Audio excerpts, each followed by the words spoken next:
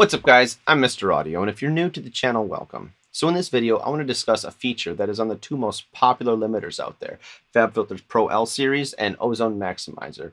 And that's the stereo independence feature. Basically, this feature lets you limit the left and right channel independently based on their peak values. Now on the surface, this sounds like a great idea, but it can cause some problems. Let me explain. So there's another video that I'm going to link below where he goes in detail about this process and why you shouldn't do this and what's kind of lacking in the plugin world at the moment. But I'll cover the base points here, and I'm going to go a little bit even further than he did with some of these base points of how we hear bass frequency. So if you want to go deeper in this subject and you like the nerdy stuff like me, Panorama Mixing and Mastering does a great video. It's in the description.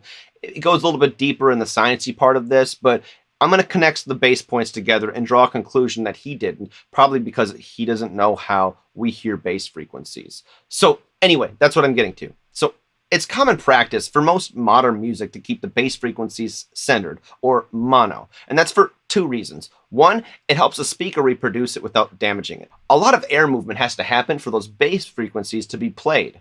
Now, having one speaker take on too much of the load could damage that speaker. That's why they're usually kept in the center. The other reason why bass frequencies are kept mono is we hear them a bit differently than the rest of the frequency spectrum. See, most of the frequency spectrum, or at least the mid-range part, goes through our eardrums, and then our brain processes those sounds through our eardrums. Bass frequencies, however, vibrate 3 bones on our skull, and then our brain processes those vibrations. Now you can see why bass frequencies need to be a bit louder for us to perceive them like the mid-range frequencies. And now it starts to make sense why people started mixing with the pink noise curve.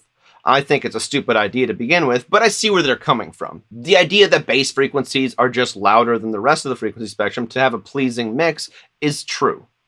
Now, with that being said, let's talk about mid-side for a second, then I'm going to draw these points together, all right? Everything that's mono is what both speakers are playing together at the same time. There's no difference in what each speaker is playing. Now, everything else is the side information. It doesn't matter if it's on the left side or the right side. They just call it the sides. It's the difference channel, the difference between the mono channel, all right?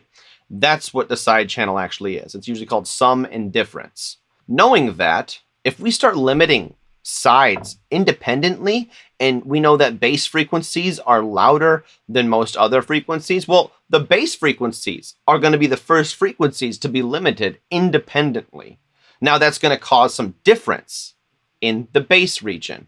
What did I say? I said difference. So it's going to end up on the side channel, right? It doesn't matter if it's on the left, doesn't matter if it's on the right. It's going to end up on the side channel because it's different. One speaker is doing something different than the other. So therefore, when summed to mono, it's on the side. You lose it. You see what I'm saying?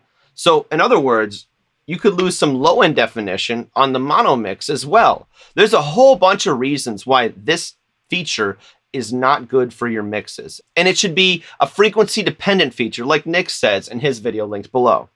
Anyway, that's all I have to say about this subject. I'm sorry for the rant, you guys. I discovered this and I was like, holy crap, everybody needs to know this. And that's literally the video, guys. I'm sorry for the rant, but I felt like after I learned this information, everybody on my channel who's learned about mastering needs to know this information now. Save your masters. Thanks for watching, guys. I'll see you in the next one. Mr. Audio, out.